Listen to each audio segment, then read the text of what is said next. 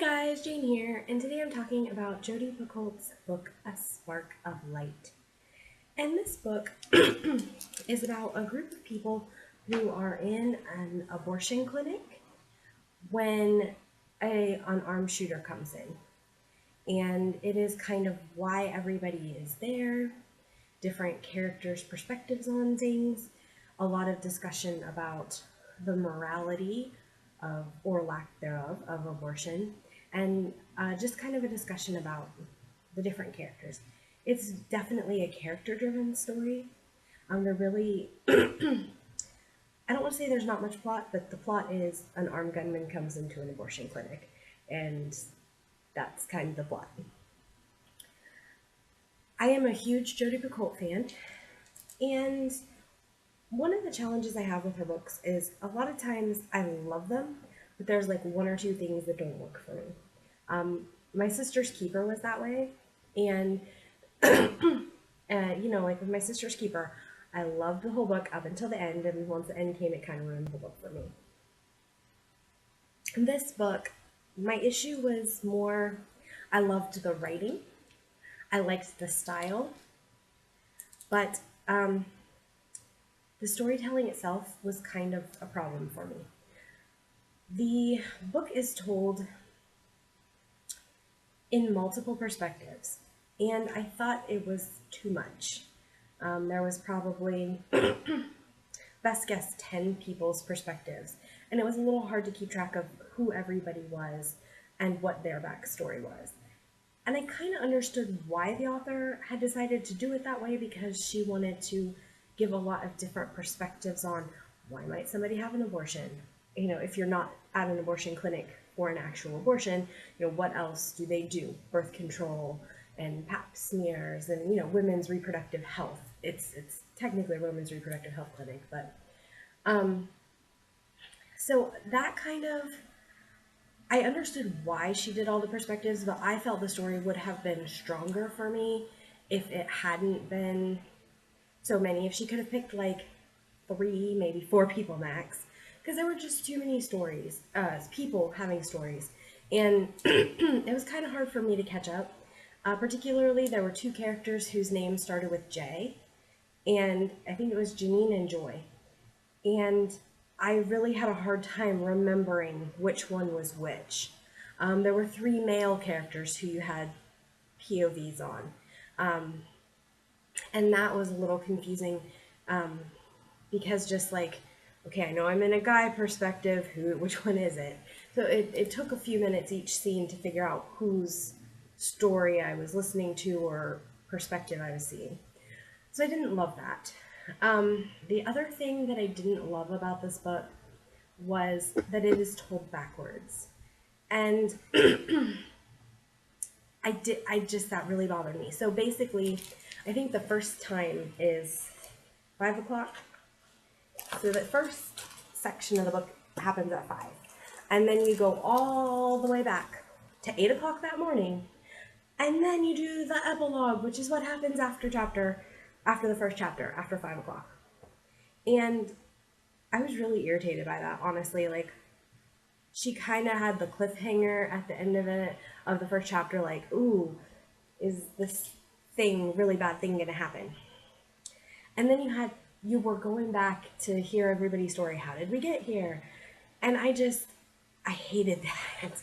It was too much. I don't want to say it was too much suspense, because that's not the word. I was just like, come on, I just want to know if so-and-so lives or dies. Like, literally, that's it. Just tell me if they live or die, then I'm cool. So again, those were the things that didn't work for me. The things that did. Jodi is an amazing writer, and I love her writing in general. Her voice. I love that she tackles some really hard, complicated issues in this book, and they're definitely issues that I think people need to know about and be aware of. And I think there was a lot of discussion in the book about, why people might be pro-life, why people might be pro-choice. And just, it's a discussion, especially in the current world, that I think we need to have. So I thought the book was worth a read, but I would have liked it told from less perspectives and linearly. Like, start me in the morning, when the people are getting up and preparing to go to the clinic for their various reasons. And then at that point, move along with the story. I feel like could have still been a strong story. But yeah, it wasn't bad. I'm not saying it was. I just was really irritated with the way it was told. And it kind of took it from, it would have probably been a 5-star had it been less perspectives and um, told linearly, to a 4. So, I mean, still a good book. Still definitely worth a read, especially if you're interested in reproductive health issues. And, um, and if you like Jodi and her voice. But again, irritating formatting for me. Yeah, so I would have liked it better if it had been told differently, I think. One thing I did want to discuss, I'm not going to do a spoiler review on this book, just because I didn't really have much to say about anything that could be spoilery. But I did want to kind of present my opinion on the topic of women's reproductive health and kind of where I stand if anybody's interested in knowing. I wondered if I should do anything about this, but I kind of had some commentary about women's reproductive health in my second book, Singing the Last Song. So I figure I've kind of already put my points of view out there. So if you're not interested in what I have to say about the topic, feel free to click off now. I'm going to try to keep it brief, but I do want to kind of throw my 2 cents in about the topic of women's reproductive health. Number one, I am absolutely pro-choice. And I do want to say that pro-choice does not mean pro-abortion, because I'm definitely not pro-abortion. I just believe that women should have a right to choose, and I think there are too many scenarios in the world where abortion may be the only option for some women. That's a really hard stance for me to take because I do have reproductive issues, and I had so much trouble getting pregnant that I can't imagine ever having an abortion myself, just because it took so much to get pregnant. I tried for 10 years and had to go through fertility treatments, and I mean, I wanted to be a mom more than anything in the whole world. So, I can't imagine being in that situation, but I also don't believe that I have the right to choose for anybody else. I believe that if we really truly want to stop abortion, and I do think everybody can agree that abortion is not a great thing.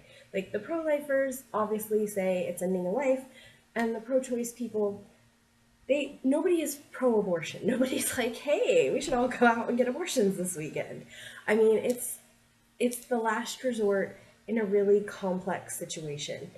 And I think we need to realize that that is the common ground. And if we could do our best to prevent the things that lead up to abortion, we could really, really limit the circumstances where abortions happen.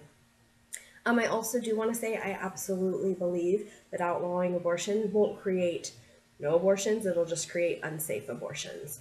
So I've read a lot of history, and historically you had women using unsafe methods to get abortions, and you also had infanticide. You had people killing babies who were already born because, they didn't want them. Or abandoning them to orphanages that were very, very overbooked and unable to care for the children they had because of the lack of resources. So this is not a new problem. This women not wanting to necessarily care for the children that they have is not a new problem. Women's reproductive health issues is not a new problem. And I think we need to stop acting like it is. We need to stop acting like, we need to stop making it a morality issue of babies is the punishment for sex. And that's kind of one of the things I see a lot is this view of babies are a punishment for sex, and that's what you do if you've had sex. And again, I was raised really religious, and that's kind of the view of a lot of the people in my life. And no, I mean, we are at a place in our technology where we can prevent most unwanted pregnancies. So absolutely contraceptive training and teaching. And, everybody should learn about contraception, because most people are going to either be in an intimate relationship someday or get married. And even if you're married, there are going to be times when contraception is a valuable thing. There are lots of methods of contraception, and maybe you don't personally agree with the pill or the shot, but let's make these available to people who don't trust or aren't able to do the rhythm method. I couldn't do the rhythm method if I was trying to prevent pregnancy because of my unusual periods and unusual cycles. So there's a lot of people the rhythm method doesn't work for. The pull-out method doesn't always work. Um, it works better than nothing, but it definitely isn't 100%. And when a woman leaves a man in charge of the contraception, that can be a problem for her, especially if he doesn't always do the things he's supposed to do. So I do think women should be in charge of their own reproductive health. Aside from just better reproductive training, I think another few things to think about is what we can do in our world to make it so less women who have an unwanted or unplanned pregnancy decide to turn to abortion. Number one, more resources for women so that they can finish college, so that they can work and still raise children. That is a hard one because I think we think that we're really modern with that, and we're really not.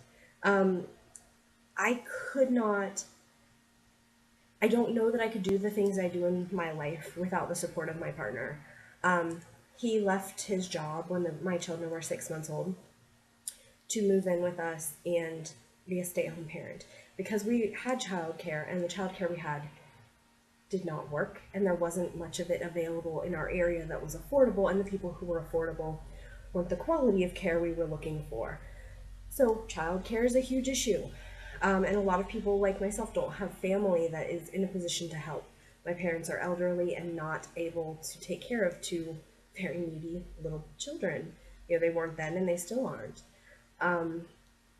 So making sure that more workplaces have programs for childcare, making sure that women can still pursue careers and that having a baby is not a stop to that. Making sure that women can get their education despite having a baby, making sure that there are financial options available to women, especially if they become the sole providers for these children. Because I know a heck of a lot of single moms out there who aren't getting any support or any help, and that's a huge issue.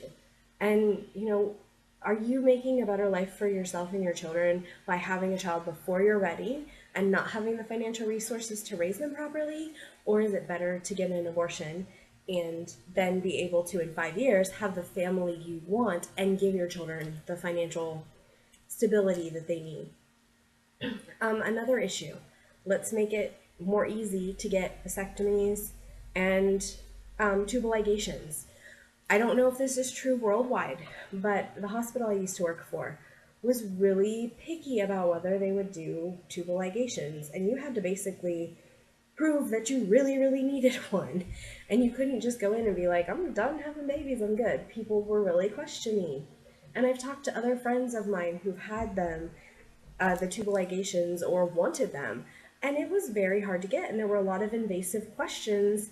And these are not women who, these are educated women who know what a tubal ligation is and understand that once you have a tubal ligation, you're not going to have more babies after that. You're not, it's not a temporary form of birth control like the pill, it's pretty permanent. So, but they were asked questions like, oh, you only have one baby, are you sure you don't want more? All this stuff. And we need to just accept that women, more often than not, know what they want. And, you know, give them the consequences. Say, hey, if you get a tubal ligation, if you want to have babies later, you're probably going to need IVF. You know, here it's not real super easy reversible. Here's your options later. Make sure that they understand that. But then if a woman wants it, let her have it. So birth control, better conditions for women, better options to end families when they're too big and when it's at a place where you don't think you can do it anymore, adding to your family. Of course, there are still going to be cases where there's rape. There are going to be cases where there are fetal abnormalities incompatible with life. There's going to be cases where there are, it's a danger to the mother to the point that she doesn't want to risk it. And let's be honest here, some people have real negative feelings about that, but I've got two children who are, 7 years old. If I got pregnant and it was a risk to me to the point that they thought I wouldn't survive it and be able to continue raising my children, the baby or fetus, let's even say a baby, the baby that is not born yet, not developed yet, is not this same value as my two children who are here. That's just the reality. A baby who could not live outside the womb, it, it's a potential for life, and that's great, but it's not the same as the two children I have that need me. So again, I think abortions sucks. Oh, and one other thing. Let's make adoption better. There are too many children who don't have homes. There are too many children who are raised in adoptive homes that don't have great experiences. And I think that's one of the big barriers to women choosing to adopt a child out instead of having an abortion is, especially if your child's going to have health problems. They aren't automatically guaranteed a home. There are tons of kids in foster care right now. This minute, you can get online in your local, on your local Job and Family Services or whatever CPS you have, Child Protective Services, and you can find children who need adopted. There is not a shortage of children. We have to jump through a ton of hoops to adopt, and that's probably a good thing. Like, obviously, I don't want people adopting who aren't fit parents, but as long as there's financial barriers to adoption, that's a big one. There's tons of children who need adopted, and there's so many children who are adopted not being properly cared for or having a lot of issues afterwards. Adoption's not an option that a lot of women can feel good about. And especially if your pregnancy, you've had a baby that got exposed to drugs and alcohol. That child isn't going to be as easily adoptable. A child that is withdrawing from drugs is not going to be as easily adoptable as the healthy child whose mom took prenatal pills. It's just a fact of life. So what can you do? You can vote government officials who are pro birth control and reproductive health. You can adopt children if you're able. Get some children out of the foster care system. Get some children into your home, and make it more possible for the women in the world to comfortably put a child up for adoption and believe that they're going to have a good life. Support organizations that help women who have financial issues and children. Support food pantries, support clothing drives. All kinds of things you can do that are a lot more effective than, say, picketing a women's reproductive center and telling those women what terrible people they are because they're killing a baby. So that was my 2 cents about the abortion debate. Again, I don't think abortion's a good thing. I think it sucks that we have women in society in large numbers who are not able to have the contraception they need and the education they need to not get pregnant, or who get pregnant and then it's made difficult for them to continue to make the choice to have a baby due to finances and education and all this other stuff. So that's my 2 cents about it. Agree or disagree, it's a hot button topic, and I don't think there's a lot of good answers. I definitely think that it should be women who understand all the implications and issues having the bigger part of the discussion than the men, unless the men are saying that they would like to take the babies that these women don't want to carry and raise them by themselves, and largely that's not happening in our society. There's a lot of women who are raising children as single moms. There are single dads, I'm not saying there aren't, but the numbers are not equal. So I think that's another thing. If you're a man, take responsibility for birth control. Know ahead of time. Let your partner know if an unplanned pregnancy were to happen, here's where you stand, here's what you do. So this is Jane signing off. If you'd like to leave a comment, please keep it nice, friendly. You're welcome to have your opinion, a totally opposite opinion than me, but keep it friendly and keep it kind. Don't be rude. Talk to you guys later. Bye.